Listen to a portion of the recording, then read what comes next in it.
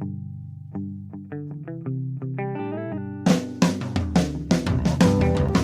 only real God is the one that you believe in. Start looking for the God in others. And if you find you're tuning into a wave, well then I don't know much about the insane. Welcome in, everybody. Hello, friends. Hello, friends. Planetary friends and such. And extraterrestrial. I get it. Whatever, yeah. All This is Spiritual Philosophy Chatter with the Joneses. I'm Danny Jones. And I am Samantha Jones. And here we are for another rousing round. Thanks for tuning in, anybody that's listening, old and new. Yeah. This is episode 20, right? Episode 20. Pretty cool. Yeah. Kind of hard to believe. I know that we're already at 20 episodes. It feels like just yesterday we started. I know. It's Yeah. Good Yeah. things. Yeah. Takes getting all through all that to get from point A to point B. It does, and we're learning and having a great time. That's what's important, is we love doing these and talking to people, meeting new people. Yeah. Yeah. So episode 20, and what is our topic? This is Our Planet in Crisis. Our Planet in Crisis. Yeah. Good one. It is. It's important. It is, and there's a lot going on right now that I felt like this was a good time for this episode. Right. Yeah. Good.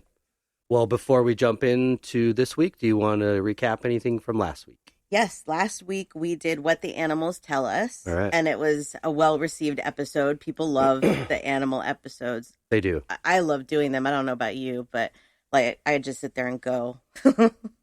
Those are always my favorites. Right. So anyways, so we had some good comments on that. I wanted to read one of them. This is from Shannon. Shannon says, loved it and learned a lot. For example, my vet told me to only feed our dogs once a day. I thought it seemed cruel, but also wanted to do what was best for them. I am so happy to know better now. Thank you so much, and I am sure my dogs will thank you as well. You may not be changing the whole world, but you are definitely making a huge difference in the lives of your listeners and their pets. You guys are awesome and so fun to listen to. Thank you, Shannon. Thank you, Shannon. That made my day when I read that. Yeah, I mean, again, we're not vets or doctors, No. so we couldn't tell you if there was some specific reason maybe that your vet said not to. Yeah. But overall, I don't think it's a good general rule to do that. Some vets are really old school, Right. Especially the ones that are getting up there in age that when they went to vet school, that was what they said, feed dogs once a day. Well, you know, Right. that times have changed. Yeah. So you got to get with the program. And again, I kind of just go, how would I want it? Yes. Yeah. So. That wouldn't be fun. No. Sure. Yeah. All right. Okay. So Well, thanks, then, Shannon. yeah, thank you, Shannon. We also have a couple of new iTunes reviews. Cool. Yeah, we have two of those. I want to read one of them. Please. This says, amazing podcast. Great to hear from such tapped in, deep, and connected individuals. Incredibly inspirational, informative, and insightful. That was very nice. That was nice. Yeah. Whoever you are, We really thank you. appreciate that. Yeah, it doesn't give names on these. It gives like a what do you call it, username. So Okay. I'm not sure who left it, but thank you for whoever did. That Thank was you. very sweet. Yeah. Very So, cool. and then the other thing I wanted to talk about is the interview that I did the other day. Do it. That is, I'm going to be on a podcast called Too Many Podcasts, and that will be airing. Isn't that funny? Yeah. That will be airing on September 11th. The creator of this podcast, it's a really cool idea because what he does is he introduces people to new podcasts. So it's a podcast about podcasts. That's so cool. Yeah. His name is Jim. He calls himself Jim the Podcast Sherpa. You know, like Sherpa? the guide. Yeah. He's like guiding you to the right podcast. He was wonderful. I really That's enjoyed my interview with him. So that'll be September 11th. I will post a link on our page when the Good time job. comes. Yeah. Bravo. Thank you. That's cool. So yeah, it's fun. All right. And that is what I have for you for the weekly recap. Very good. That was good. Yeah. Well, shall we? Yes, let's do it. All right. Episode 20, Our Planet in Crisis. Yes. Obviously, we don't have a definition. Well, we could give a definition of crisis and a definition of planet. Well, I have global warming. Global warming, that's the a great definition I definition, have. too. Yeah. But I want to say for this episode why I picked it, because we do talk occasionally about how these come to me intuitively. And this one very much so did this week. And one of the reasons that we hadn't done this yet, or at least I hadn't kind of presented to do it yet, is because I don't know a lot on the subject. Like I know, certain changes we can make and certain, things like that, but I'm not an expert. So when I started doing research on this and putting this episode together, I decided I wanted to take it from a little bit different standpoint. Instead of trying to educate people on what these things are, I mean, we're going to talk about it briefly, but I want to try and talk more about what we can do, what the average everyday person can do, because you hear a lot where people are like, I can't make a difference. I'm just one person, but you really can. And so I want to talk about that and give examples of how to do that. So this is not going to be, a boring episode telling you about how global warming works. Right. I think we know how global warming works and what's happening to our planet. Mm-hmm. So going from there, I did ask our listeners if they felt concerned with the current state of our planet, and 88% said that they do. And then I asked how many of them believe that global warming is real, and 89% of them believe that global warming is real. That's interesting that 88% of them thought that it's just a number. I know it's just a number, but it's interesting. I mean, yeah. You would, I would think by now that 100% of people would be convinced that there's a serious crisis. But I know you would think, but I know scientifically that there's a theory that this is an evolution the Earth goes through, right. and it happens every several thousand years or something, and that's possible. Right. But we're definitely speeding up the process. Oh yeah, and there's never been so many people in the world before. Right. And so. Exactly. So let me tell you real quick what global warming is. Global warming is slow and steady rise in the Earth's surface temperature. As the climate warms, it changes the nature of global rainfall, evaporation, snow, stream flow, and other factors. So basically, if let's say there's like rainwater and it's too hot, and then it goes into the lake, right? And then it starts producing bacteria because the temperature is too hot. Yep. It's just a vicious cycle of that. And these are things that humans were not adapted to.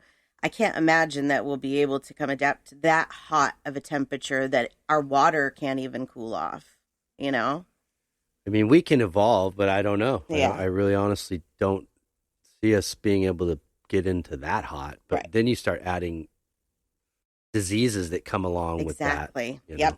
And that I was going to get into that, but here's something else. It says warmer water temperature affects water quality and accelerates water pollution. And you pollute your water, and that you got big problems. Yes, you do. So what you were just saying, that's a very good point, and something I wanted to talk about is that when the temperature rises, so does infectious disease and bugs that carry disease, that like thrive mosquitoes. on that climate. Exactly. So a few of the ways that climate change does affect humans is infectious disease, both new and reemerging, are on the rise. When it's warmer, bacteria grows more rapidly, like I just said. Yeah. Also, mosquito-borne illness is the greatest threat to humans they think it's the greatest threat in this global warming. Because you're talking about not just malaria, but elephantitis and Rift Valley fever, and you name it. Scary stuff. Yeah. Also ticks. Ticks love that kind of weather, and then they carry Lyme disease. Yep. So on and so on. Do they carry Rocky Mountain fever? I don't know. They carry a few things, but anyways, it also makes allergies worse. We notice this when the temperatures are worse, our allergies are way worse. Oh, way worse. Yeah. So even though that may seem like a small thing, it is still, a problem for a lot of people. Right. And really one of the biggest things is that when it's too hot, your body cannot cool itself. Okay, so we have something called evaporative cooling. So you sweat, which is a liquid, right? Yeah. And when that liquid evaporates, your body cools itself. So when it's too hot, your body cannot cool itself. Right. So that's one way that this will affect us. Really, I can't imagine it. Not everybody. We can't, we have a natural body temperature. Yeah. I mean, I hate it right now doing dog walks and it's only like 95. Well, yeah, because a warmer climate is going to raise our internal temperatures. Yes. And basically cook us from the inside. So a couple other ways that it's impacting is its impact on the oceans. Again, when the water starts to get warmer, it's a breed for toxic algae and cholera, all kinds of things in the ocean. And then you're also talking about the life in the ocean, which is a whole other topic. Right. Because that's not just climate change, that's people doing things that they shouldn't be doing, littering and all that. But just outside of that, the temperature of the water itself will then cause a lot of issues for a lot of marine life. Exactly. So, yeah, that's a problem, too. We don't even know the effects on the nuclear reactor thing that happened in Japan. What was the name? I don't remember what the name of that was. It seems like a long time ago, but that's affected the oceans. They've done studies they to said see. almost everything they've caught in the Pacific tests for plutonium or whatever it is. I don't know. Yeah, I don't some know nuclear either, something. Whatever it is, it's not good for us and it's not good for them. And then, my understanding, if I'm correct, and I could be wrong, is that once that happens, I believe that they say, so then currents stop happening, water becomes stagnant, warm, currents stop flowing, and then that's what brings on the second ice age. Right. That because there's no circulation. And then when it does get cold, again, it will just be cold. Right. But I think what we're forgetting in the middle of that process is that human life can't really survive. Not a lot of it. No, if any. So this is really important. This is a huge problem. Yeah. And it may not be our problem. Like, we probably won't be here when it gets to its worst. I mean, we might. I don't know. Because Bill Nye is like, the world's on fire and it's not going to take that long. So I don't know. But even if it doesn't, it still affects our children, our children's children, their children, and all the rest of the people in the world. Like, how can we make it selfish and about us that, well, it doesn't affect me, so I'm not going to worry about it. Yeah, what legacy are we leaving? Yeah. To those behind in our own family and just other souls that get to come here and walk this earth. It's a bummer that we put ourselves on such a high standard of intelligence, and we're ruining it. We really are. We're just ruining it. Not just for other people, but for animals. Yeah. Like, there's things that I see online all the time that bother me so much about the way that what us humans are doing to our earth is affecting these animals. And these animals, they survive in a different way than we do. They, basically, their life revolves around survival and food and water. Right. And that's what's important to them. And so they do what they need to do for that. They don't litter. Right. They don't do these kinds of things that humans do. We're the ones ruining the planet, nothing else. Funny, I remember being in grade school, and one thing that I have a great memory of is a big push or a consciousness at that time for save the California condor. Uh-huh. They're almost extinct. Right. Now look at how many other things, not just animals, plants, insects that are on the verge of extinction. Bees. Because of what's going on. Yeah. If we lose bees, we're screwed. Yeah. If we lose bees, we are screwed. Yeah. I had a bee come in on me today from the outside when I got back from my walk with Sabbath. Yeah. It was just, and if you immediately think about that, why is this bee that's dying? Why is he dying? It's sad. And, the Amazon is a huge issue because that's a lot of trees that are doing stuff for our atmosphere. Yes. And when all the trees start burning, there's nothing to process, I believe, the carbon dioxide. Right. And to turn it into oxygen for us to breathe. And so I can't remember what the statistics were. I didn't write them down, but it's a very large percentage of our oxygen that we get from the rainforest. Mm-hmm. So this is ruining a lot of things that people don't even realize. And one of the problems with this particular instance is that it looks like some of this is man-made on purpose. The fire? Mm-hmm. Wow. So there's never been a fire season like this in the Amazon ever. And the way that they're starting and spreading, it looks like it's being intentionally set.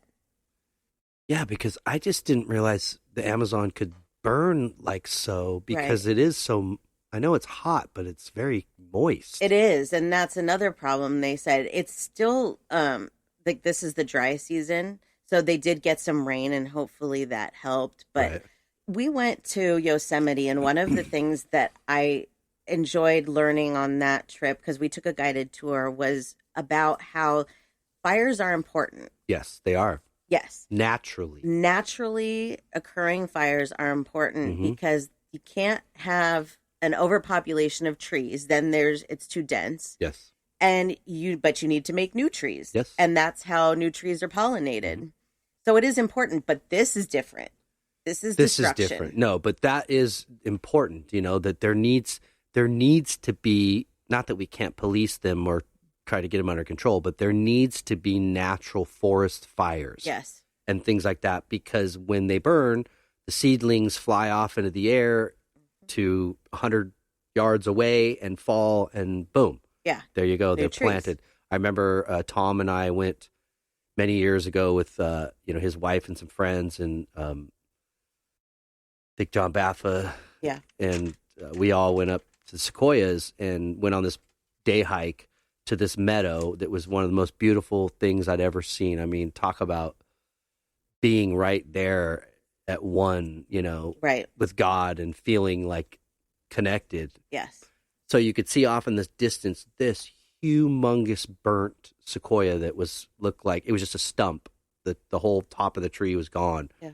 But its diameter was just incredibly huge. Yeah. And it was all burned and black. But then off, maybe, like I said, maybe 100 yards from where where we were standing, was a circle of smaller ones. Wow. But these smaller ones were still hundreds of years old and huge. Right. But in comparison to the stump, it was apparent that burned and it spawned off Right. babies. That's And you cool. were standing, and they grew in a circle. Wow. So it was like such a neat feeling of like, wow, that guy sacrificed itself Yeah. to make 5 more. Nature is an amazing thing. Yeah. Nature doesn't need us. No. This earth does not need us. We need this Right. earth. I think the earth would prefer if we weren't here. Probably. I But don't blame it sometimes. Doesn't really have a choice, I No. don't think.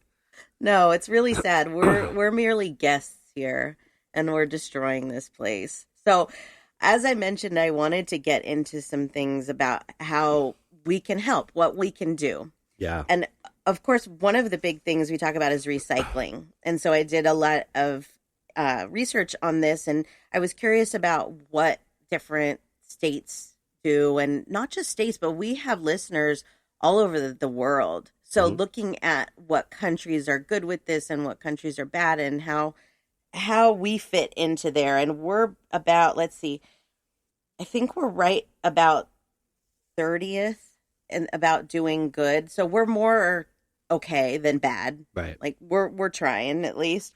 But Austria and Germany recycle more than any other place in the world.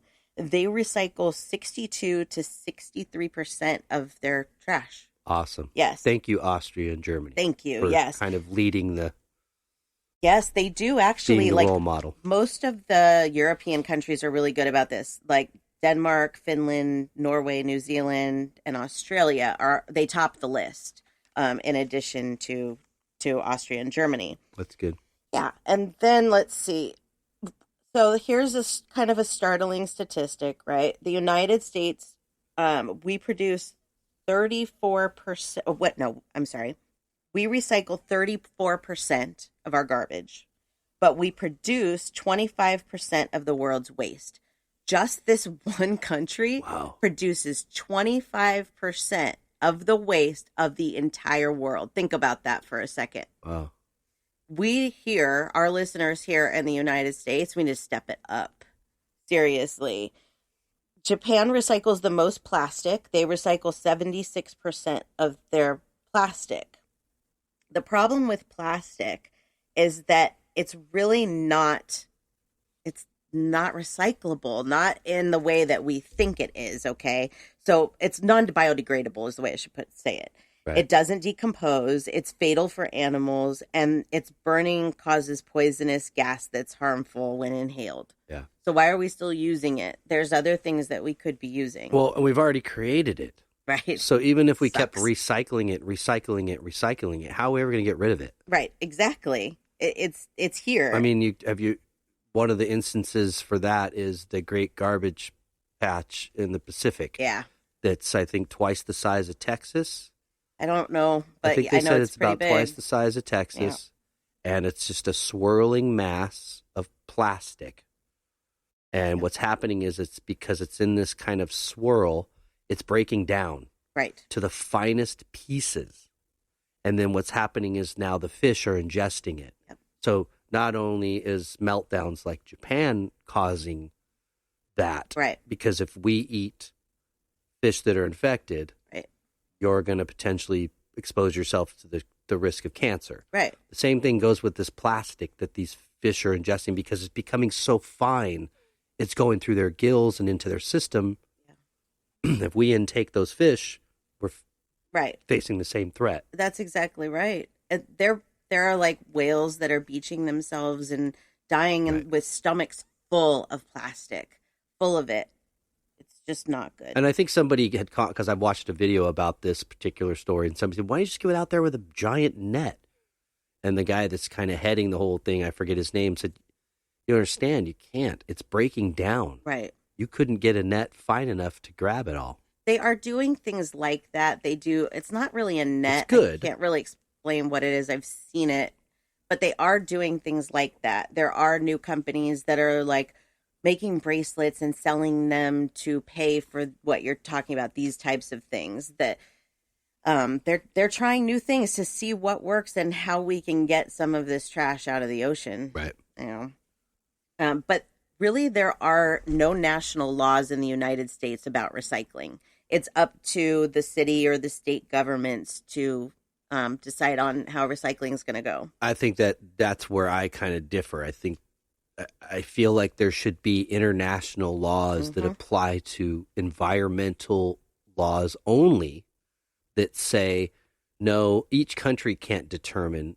The international law has to determine, what, how much you can produce and waste, and then how much you have to recycle. It's affecting the entire world, so I agree with you. It really should be like a global law, so to speak. But I don't know. I'm not pushing for like law, Right. one world, like New World Order or anything, but I'm just saying there needs to be certain things because, countries aren't going to agree on everything politically and religiously, but we have to agree environmentally. Well, there is the Paris Agreement, which that's a sore subject. So let's see what else I have. We live in California. I think that we've talked about that before. So we experience some of the strictest laws. We are not allowed to use plastic bags.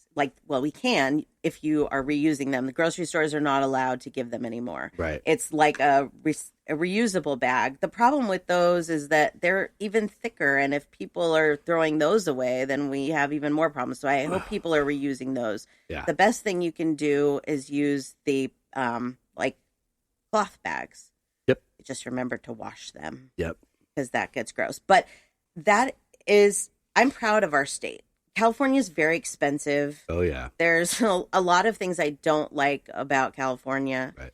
But I really do appreciate what they are trying to do to change as much, even if it's just to try and help California, whatever they're trying to do, I appreciate it. Yeah. I mean, some people would say, oh, that's the liberals and they want to, spend money and this and that. But no, I think we got to separate parties when it comes to the environment and stop thinking about it. I think from whether it's Republican, Democratic, liberal, it just needs to be for the good of the Mother planet. Earth. Yep. I wanted to read this actually. I saw this on Facebook the other day and it hit me really hard. It says, even if climate change was a hoax, so what? The worst case scenario for taking climate action is we clean up our planet and maybe the stock market takes a dip. The worst case scenario for not acting is every living thing on the planet dies. Why are we debating this? Yeah. Hello. I mean, none of us that I know have been around if this happened before. Right. Okay, I wasn't here. Obviously. But I've read things, I've talked to people that have worked in aerospace and that believe that are all about being good to the earth, but exploring other places at the same time. And some of these people believe that this is a cycle that the earth goes through. Right. I read an article, well, just really quickly, Carter was notified about the polar cap melting back in his presidency and the rapid rate that happened. So that's, as far as I'm aware, of when that really began. Right. But we're talking in the 70s. Yeah. He was notified this is happening at an alarming rate. Right. And about the fossil fuels and yada, yada, yada. I read an article probably in the late 80s, early 90s in Rolling Stone about this sort of convention or meeting somewhere in the world that happens with a lot of scientists every year to discuss this issue and what to do about it, to try to reverse it. Some of these guys were saying, "Oh, we release ash into the air that would act like volcanoes. When volcanoes erupt, they release ash and they reflect sunlight, and it cools the atmosphere. Right. Sun is being blocked. So they're kind of talking about doing that. Some of the other people present were saying, well, isn't that kind of playing God? What is the repercussion of us inhaling ash if it does come down, to our down where we're at? Then another thing I saw recently was scientists saying that they have basically a giant iceberg maker that they can put up there that can make giant icebergs to try to keep it cool. I think that's That's kind of crazy. Unless it's like a nuclear powered situation that's just going to explode and then pollute another I can't area. imagine. I would hope not. If that was possible, I think that's a better option than putting something in the air. Right. Just start freezing that water as long as we can. Right. I want to point something out that you've said it before in a previous episode about how the world is alive. All of these things that we've talked about, the volcanoes, the rain, all of it is perfectly made for survival of humans and other life. We're killing that. Yeah. Period. I mean, the earth does what the earth does. It's Yes. not really looking out to protect us. We're here, and that's just a part of survival. Yep.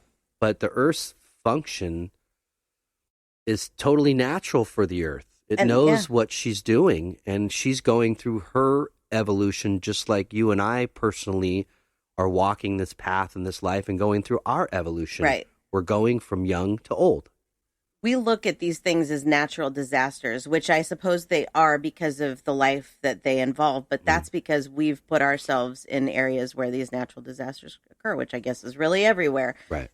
So we have to deal with these things because this is a natural part of life, Right. That the earth is just as alive as we are, like you said before. We can't undo what we've done. No. But we can stop some of it completely, and if not, really slow down on some of the other stuff. I mean, we talked about the nuclear waste that we store in containers at the bottom of the ocean, that the containers are not built to withstand the length of the time that the waste can last. Yep. So when that happens, which again, we probably won't be here, right? But you're going to see some pretty strange creatures in the ocean. Mm-hmm. And that's pretty weird. Well, and we live very close to Santa Susana, which is the site of another incident that happened, in the 1960s with nuclear power. Meltdown. And there's conflicting reports of there's now nuclear stuff and, radioactive stuff in the water here, and children are getting cancer and blah, blah, blah. We don't know how long that is really going to be a problem for this area. It may always be. Bought a house at that end of town, and which I don't own anymore. But when I bought it, that was discussed. That they said there was nobody tested positive for cancer. How they could say that, I don't know. But I actually had to sign a document that said if I came up with cancer, I couldn't sue these people. I believe it. Yeah. And so they all know that, my father worked for the government that audited NASA and Rocketdyne and Santa Susana up there on the mountain. And they all went, after it happened, he goes, it was they're all pointing the finger at one another. Right. Who's responsible fault? for the cleanup? Mm-hmm. And I read an article about that when it was first picked as the site. They said this is a very windy area. It is. And it's probably not good, but the guy went ahead and bought the land and did it anyways. Right. Money. Yeah. And it actually happened twice. My understanding, the only difference in the article that I read compared to Chernobyl, Santa Susana compared to Chernobyl, was that Chernobyl blew. Right. This didn't. They opened it up and let it out. Let it out, yeah. So it didn't blow. Right. And they actually did it twice. Yeah.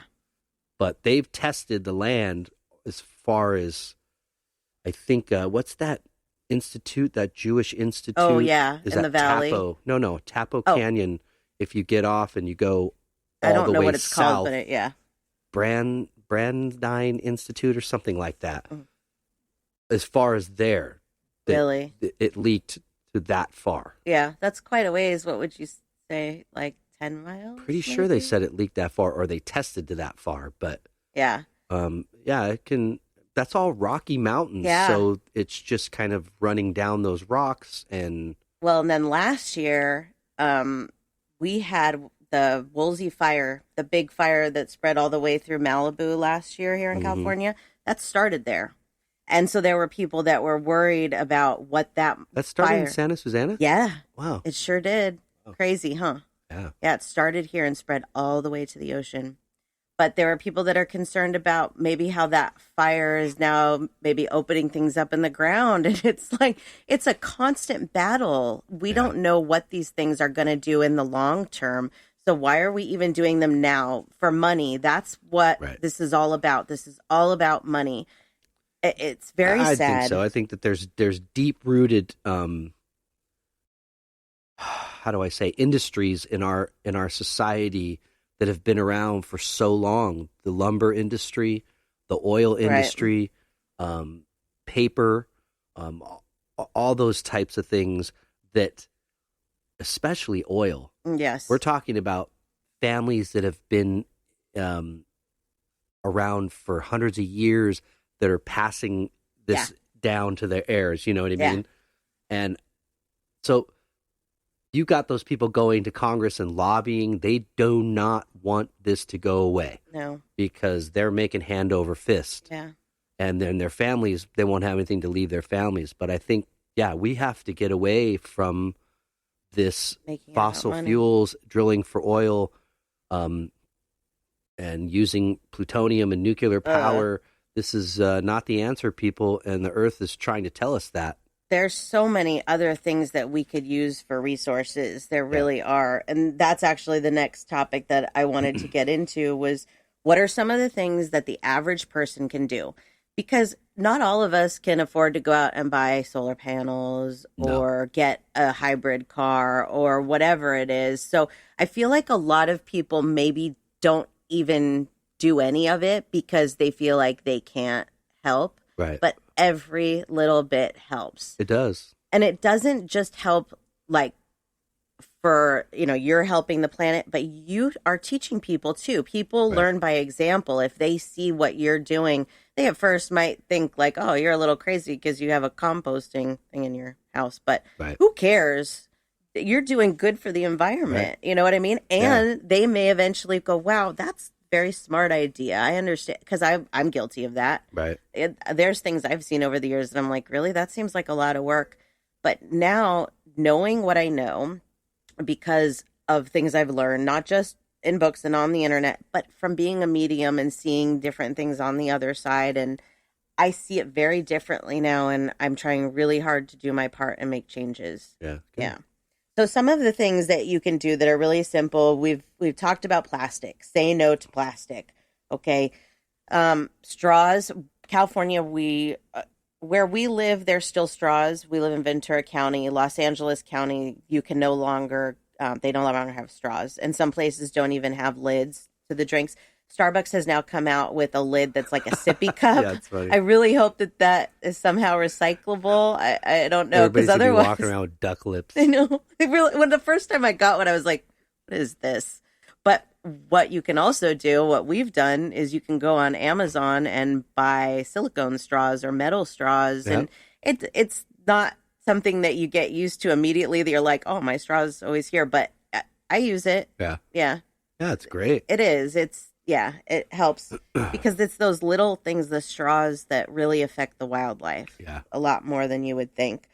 We talked about recycling. So if you can recycle, that's great. There's some places that don't recycle. Right. Our friend Chelsea, she lives in Virginia. Can't remember the name of the town she lives in. They used to do recycling, and then they canceled the program. There should be no option to do that. Mm-mm. Nope. So let's see, what else? Don't litter. I mean, that's really simple. Everybody can do that. There's no reason why you need to take your coffee cup and put it on the ground or throw it in a bush. Just take a few more minutes and walk to a trash can. It doesn't take that long. Right.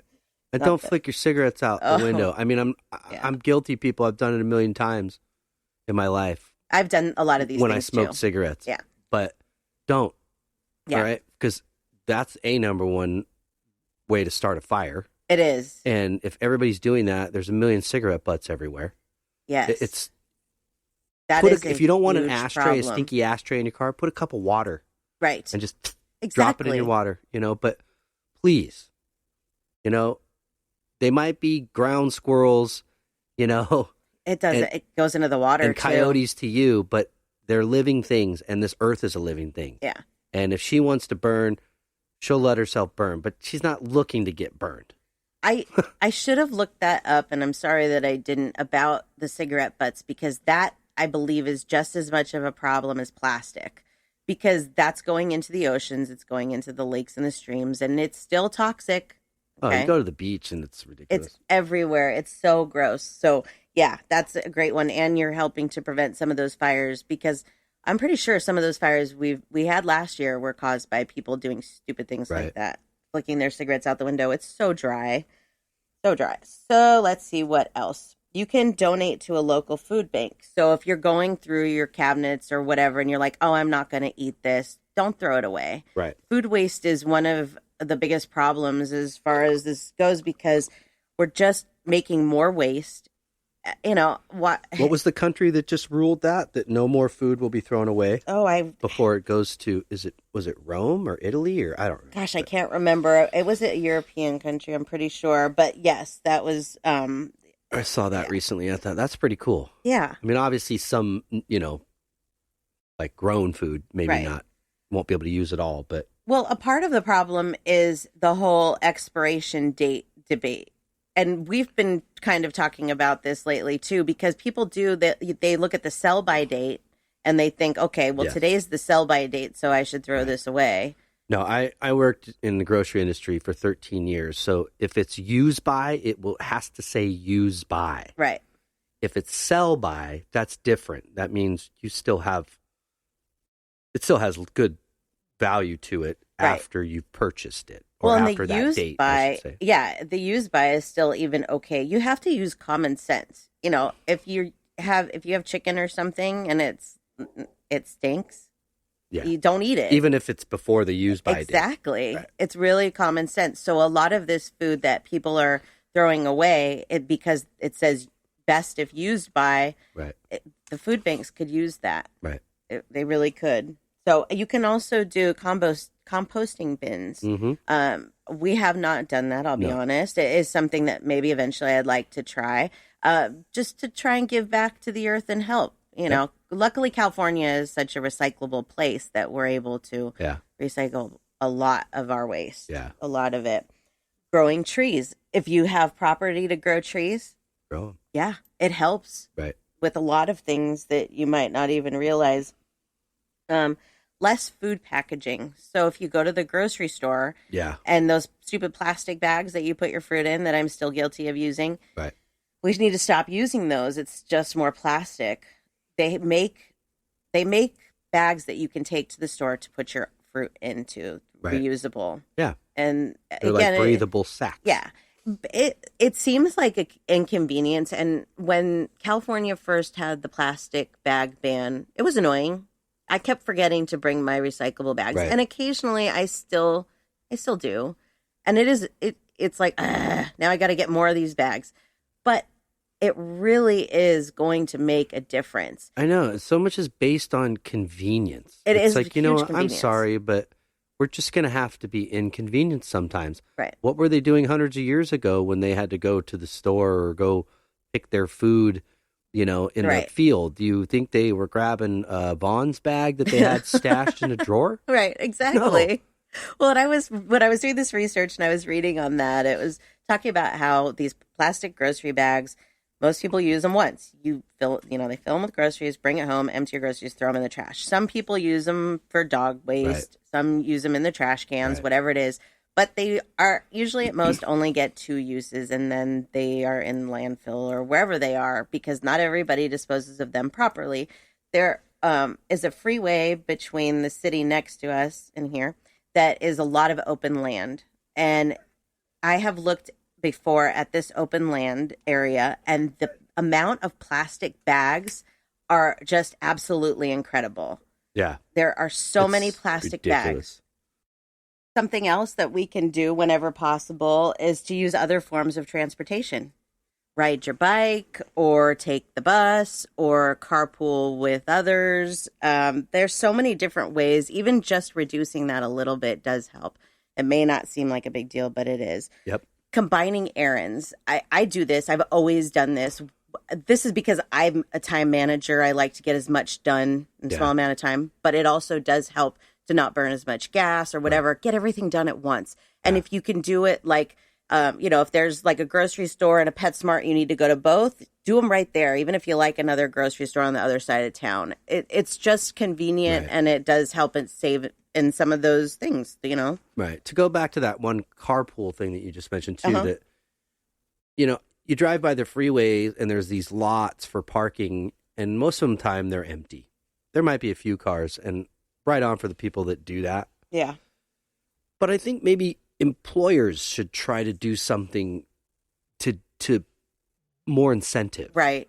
Whether it's like, hey, we're going to figure out how many of our employees come from this area, how many come from this area. Right. And maybe we lease a car and we allow these people, yeah, that's smart. You know what I mean, to drive, to work together on our dime. Right. Again, you're helping the environment, but it's like these lots are empty virtually. Right. There's nobody driving in the carpool lane, not like what I think they hoped would happen. Right. Well, I wonder if those are things, like we haven't been to a whole lot of different states and paid attention to that. Right. I wonder if those are things that they have in other places. I know Florida didn't, because if you remember, every single off-ramp in Florida was like water. Yeah. Mm-hmm. So, but I don't know what the rest of the world's like. Yeah, but... it was like the boat parking for carpool. It was. Sorry, Florida. We found it pretty amusing. You can also shop online. Yeah. You don't have to leave the house. I love to shop online. That's always fun. Convenient. Yeah. And telecommute, work from home. Yep. That's another one. I'd like to something work from else home. that employers could give incentive. Absolutely. Yeah. That is for sure. One of my favorites, and something that I'm trying to get my family more involved in, is using earth-friendly products. It's not just good for the environment, it's good for us. Yeah. And I'll give you just a brief synopsis here. I am allergic to everything. It's slowly getting worse as I get older. So I have had no choice but to switch over most of the things that I use to natural. I have to use natural toothpaste, natural soaps.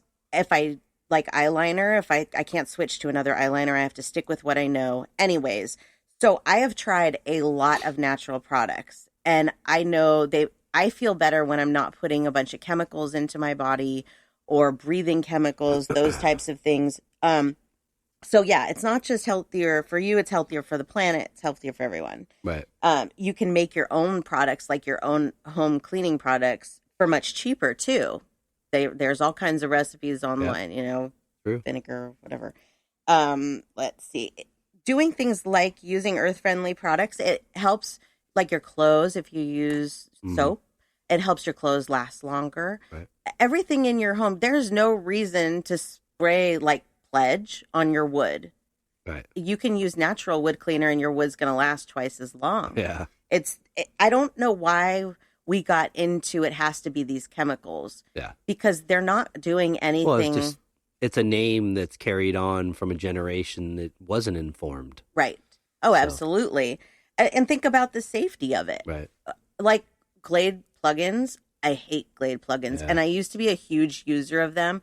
I like my house to smell nice. I'm not going to lie. But we have 2 gigantic dogs. So it's like, how do you really do that all the time? Right. I'm not going to put Glade plugins through all the rooms. You're just breathing in poison. It's really bad for you. It's really bad for the environment. And it's really bad for your pets. Right. It's not just humans. It's our pets as well. Right. Some of the things that we've tried that I've really liked. We tried this week. I found lunch bags from Arena that were not plastic. They were recycled paper. They're called Lunchskins paper sandwich bags. Right. And so Those are cool. they have little sharks on them, and they're really cool. Like if you go to a card store, almost it's like that, like wax paper, but in the shape of like a card bag. And it has a seal on it. And so I asked her, I'm like, could you use these? Let me know how you like them. Because Marina's really into saving the environment and all of this stuff. She is. She really liked the bags. She said that her friends made fun of her. But she's like, I don't care. I'm using them. These are great. So That's cool. that's a wonderful. Yay, Mamie. Yeah. And that's a wonderful product. Are they a little bit more expensive than regular plastic baggies? Yeah, a little bit. Right. It was like 50 of them for $4.99. But I'm still doing my part. Right. You know, I can't obviously spend a ton of money on all these things I'd like to, but bringing them in slowly into our lives is what I'm trying to do. Yeah. Let's see. Thank you.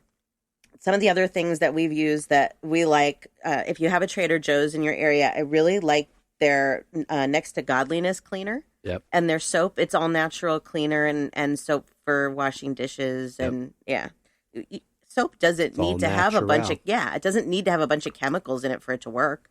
It does the same thing. Let's see, Smith's toothpaste. I like that stuff a lot. One of the allergies that I developed was to toothpaste, and now if I go back to regular, my teeth hurt so bad I can't even use it. Right. So we know like there's a reason why, because that's chemicals. So the Schmidt's it works really well. I really like it, and you use it, and I've got you guys into it too. Yeah. Let's see. Natural deodorants. I've tried them all, and I'm still allergic to most of them. So I haven't found one yet that I can use, but I do think that they are worth trying. There are a lot of companies out there that make them, and they do work. Right. Also, essential oil, lime essential oil, that was something I was told, and I tried, and it does work well. But again, I'm allergic to it. So Cool. Let's see. What else? And I don't know. I haven't seen these around a lot yet lately, but like water bottles, plastic water bottles are really one of the worst things, not just for us, but for the environment. And I have seen places that are now selling disposable aluminum water bottles, like instead of plastic. We got some. Right. I really like those. And we were able to keep them for quite a while. They are making some that are plant-based. I don't know if they're how much of it are plant. But, right. Well, and when we went back to school clothes shopping and I was taking the tags off of a lot of stuff Marina bought, it was said made from plastic bottles and other things. Right. So those are, and they feel the same. One of the like reusable shopping bags at Trader Joe's, you said, was made out of plastic bottles. Yeah. I remember that. That's really cool. Yeah, all those products are good. I mean, they're not only good for you and personal intake, but chemicals still affect the planet in general. I'm a big hemp advocate. Yes. And I believe, honestly, that is a big answer to a lot of our issues that we're dealing with. It is. I know that, like Ireland, a huge percentage of their fuel resource is hemp. Really? So I saw a movie years ago where Woody Harrelson went on this bike ride around the country trying to raise awareness about, this was back, God, maybe 20 years ago, or maybe not, 15 years ago, that I saw this movie. I think it was LA Film School, and it didn't probably get a whole lot of attention, but it was really cool. He would ride around, and he was riding miles to raise awareness, and he would stop at places like lumber companies. And as soon as they realized what he was doing, security was called on him. Yeah. Like, you need to leave the premises now. Right. If it was just Woody Harrelson riding up on his bike to say hi, they would love it. But what they knew he was saying was, stop chopping down the trees and grow hemp to replace that. Right. And they don't like that. Again, this is a deep-seated industry within our world, and especially our country. Yes. But hemp could solve a lot of fuel issues. Yes. It's one of the strongest fibers ever. It can be used for paper. So we could stop chopping down trees unnecessarily for those types of things and start creating that, because the number one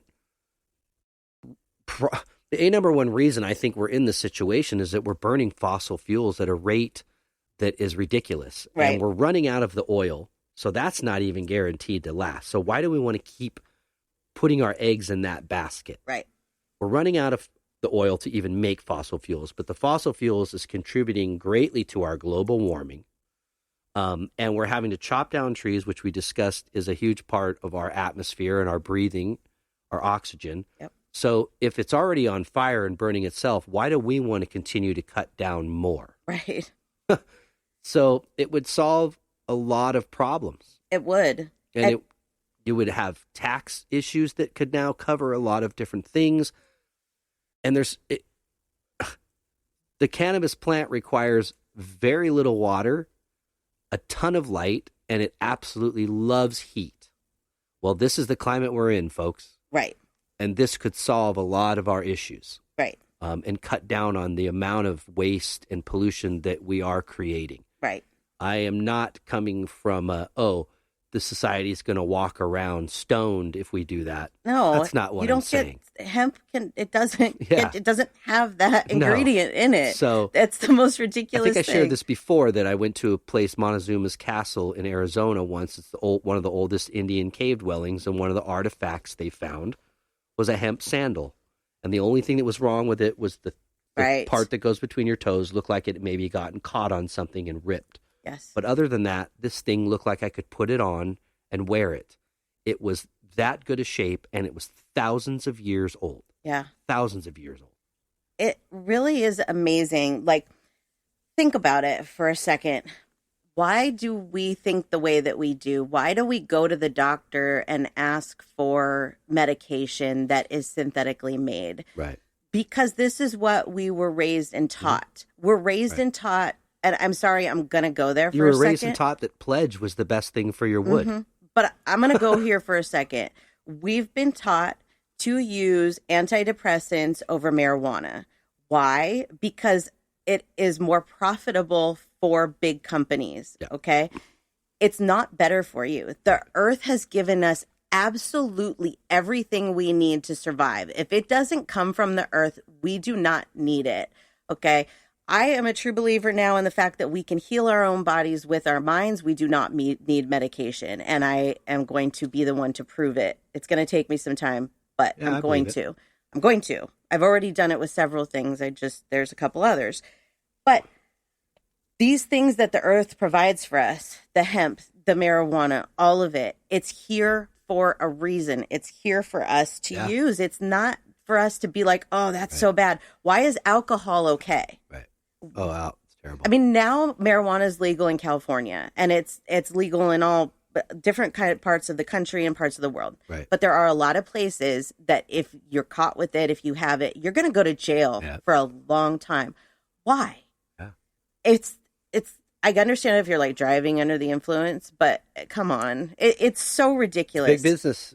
Prison is big business. The medical, in particular. Yes. Pharmaceutical industry, big business. It's sort of taken over where the oil and the lumber was. It's turned into something that's, I don't necessarily know if it's out for the greater good of society as much as it is for the change in their pocket. Right.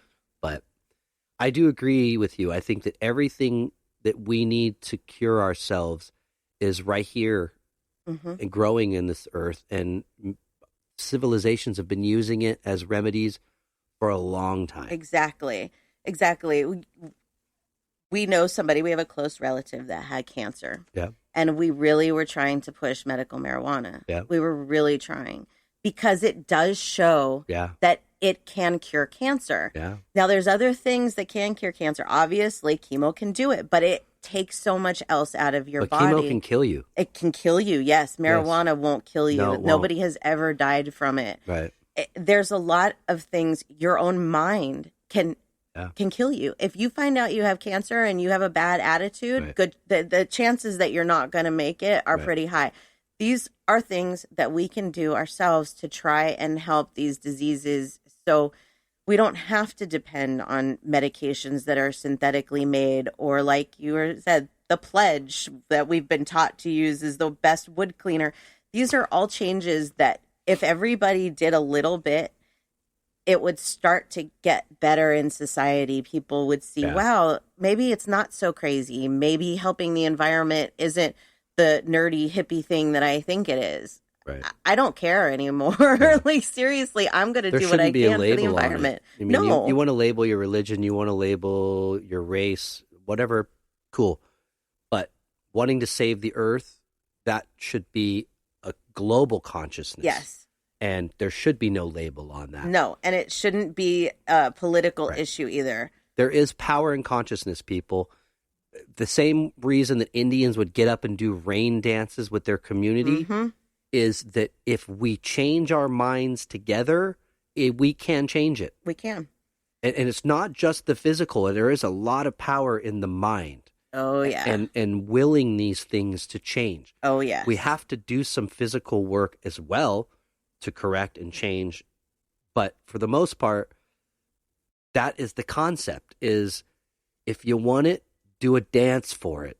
Yes. Wish it, but you got to do it together. Yes. There can't be this guy over here that wants to see it burn and this guy that wants to see it flourish. No. It can't be. No. And for whatever reason, the negative always overtakes the positive. So we have to change our mindset on that we have to think about this, not on the ways of this is too difficult to do, changing our lives, changing the environment. It's not that hard to do if everybody does their part.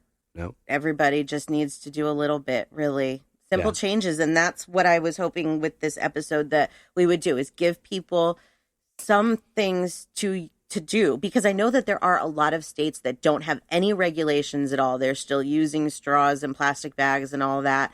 So make these changes yourself, and you'll see that people do start to go, wow, maybe I should do that too. Yeah. Maybe I should give it a try.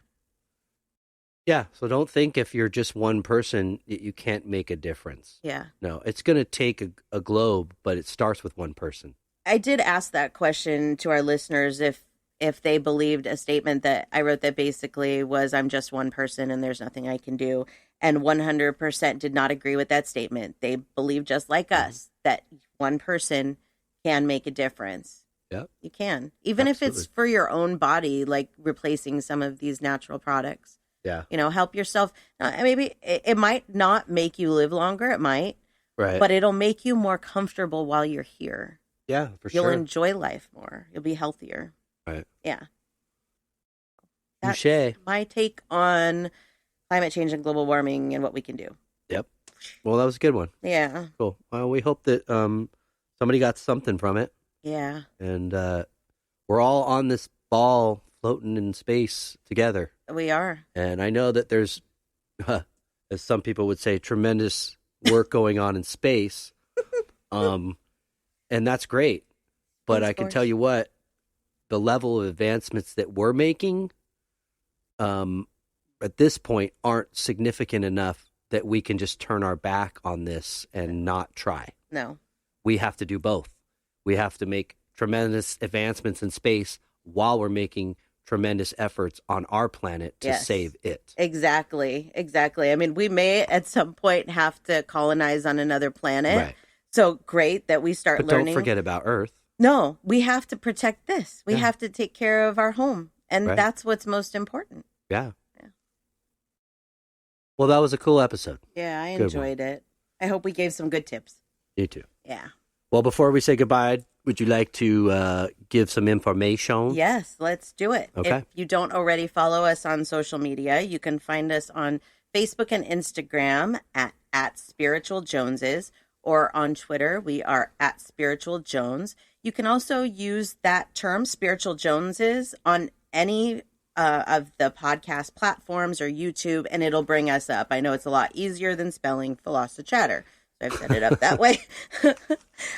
So that's where you can find us. And then if you would like a reading from me or to talk with me, you can find me on the web at SamanthaJonesPsychicMedium.com or on Facebook and Instagram at Samantha Jones Psychic Medium. And how about you, sir? If you like to look at art, I do art. You can find me on the web, djonesartcollection.com. You can also find me on Instagram and Facebook at djonesartcollection. And if you like music, play in a band called Gypsy Brown, you can find us on the web also, gypsybrown.com. We're on Instagram at Gypsy Brown Music. And you can find us on Facebook as well. Brown is with an E. Yes. So that's it. Yeah. Well, thanks everybody for listening. Yes, thank you so much. Joining us for the hour is a good one, and try to go out there in your day and be conscious of it. Yes. And spread that to your neighbor. Spread the love to the world. But we look forward to next week. Yep. And in the meantime, we hope you guys have a great week. And until then, peace and love.